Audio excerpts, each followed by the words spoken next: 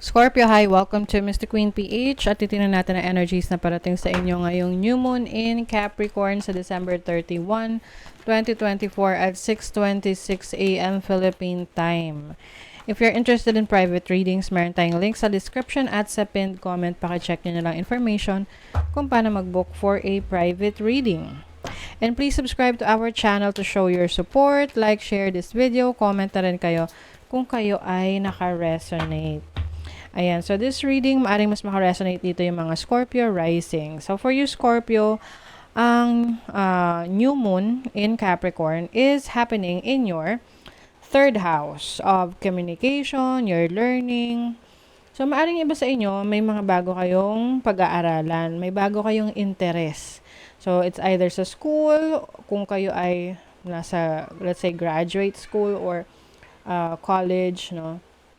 Or mismo sa workplace ninyo, merong open or merong mag-open na opportunity to learn something. So, pwedeng ito ay training, seminar, convention, opportunities for you to connect with others, meet new friends, magpalawak ng network mo.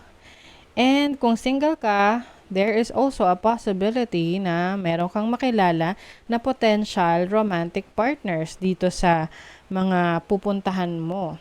Especially if these are trainings or seminars. Also, there's a communication coming in.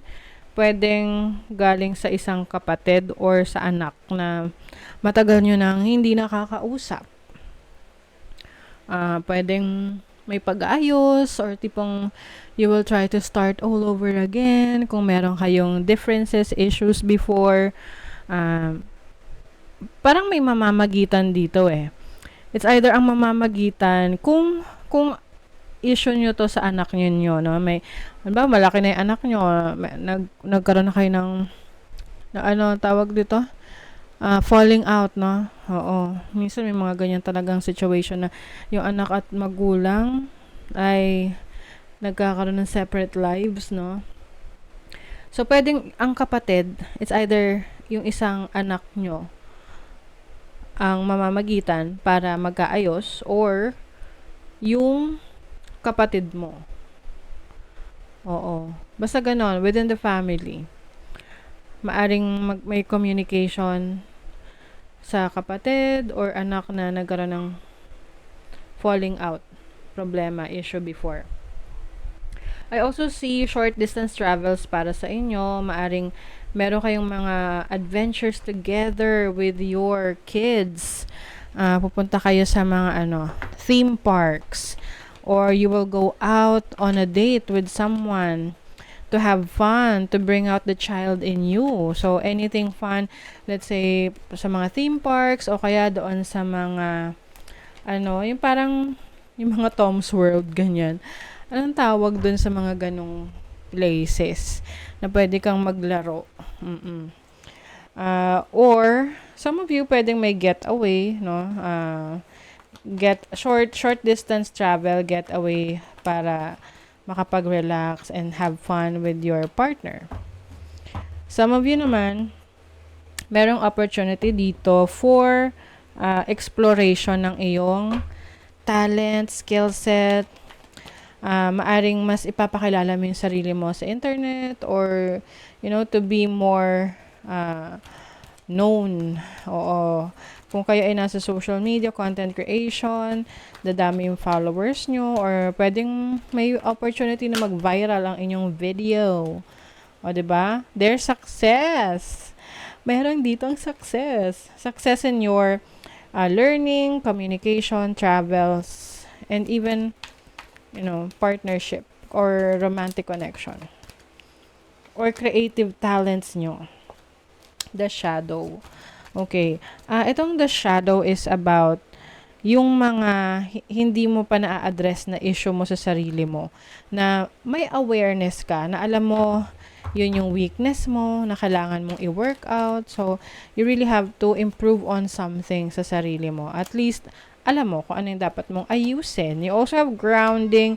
So, this is releasing the nega energies around you or letting go of some things that are no longer serving your highest good, and focusing on what will make you be successful. Okay? What will make you become successful? Let's see what else. Yung iba sa inyo, merong success pagdating sa inyong talent, skill set na mas marirecognize kayo. Kahit anong talents yan, sa art, sa music, any creative pursuits. So you have the Hermit. So this is about reflection, self-assessment. Maaring meron kayong sarili nyong pagninilay-nilay na ano yung kailangan nyong baguhin, ano yung kailangan nyong i-improve sa sarili nyo, ano yung kailangan nyong i-let go, palayain. Oo, because you want to be fully in control of your life.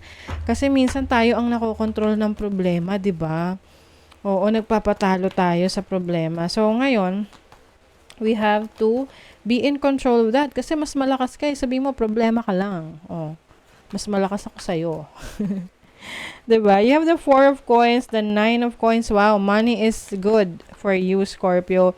There's stability in your finances. I also see you mastering your craft. And whatever this is na related sa creativity ninyo, sa talents ninyo, sa skill sets ninyo, even spiritual gifts, this is going to bring you financial stability, abundance. Mas makakapag-ipon rin kayo ngayon dahil mas maraming income na pumapasok sa inyo, which is definitely good news, diba? The more income, the more na makakapag-ipon kayo.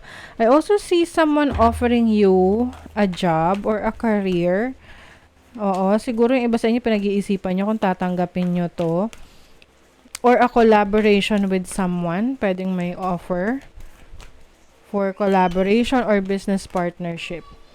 A personal issue reaches resolution. Diba?